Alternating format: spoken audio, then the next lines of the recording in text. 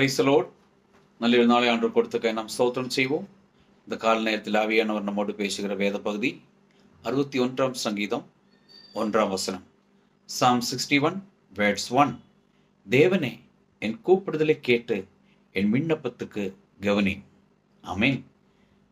தேவன் இல்லைன்னா கர்த்தர் இயேசு நம்முடைய கூப்பிடுதலை கேட்கணுமானால், விண்ணப்பத்தை அவர் கவனிக்கணுமானால் நாம் எப்படி இருக்க வேண்டும்?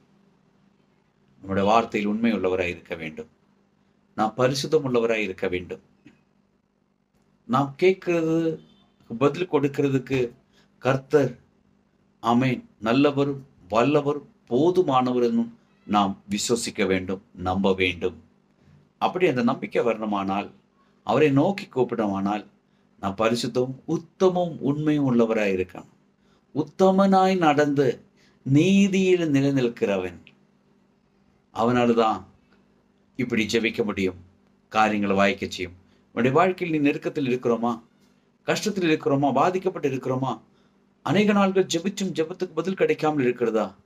நிச்சயமா உத்தமனாய் இருக்காது, உண்மையாய் இருக்காது, குறைகள் இருக்கும். குறைகளை எடுத்து கர்த்தரிடத்தில் சொல்லி மன்னிப்பு கேட்டு, தேவனே என் கூப்பிடுதலை கேட்டு என் விண்ணப்பத்துக்கு கவனியும் வந்து சொன்னார், நிச்சயமா அவர் பதில் தருவார். அவனுடைய வாழ்க்கையில் அற்புதம் ஆசீர்வாதமாயிருக்கும். அதுக்காக ஆயத்தமாவோம். நல்ல ஆண்டவரை நன்றி செலுத்துகிறோம்.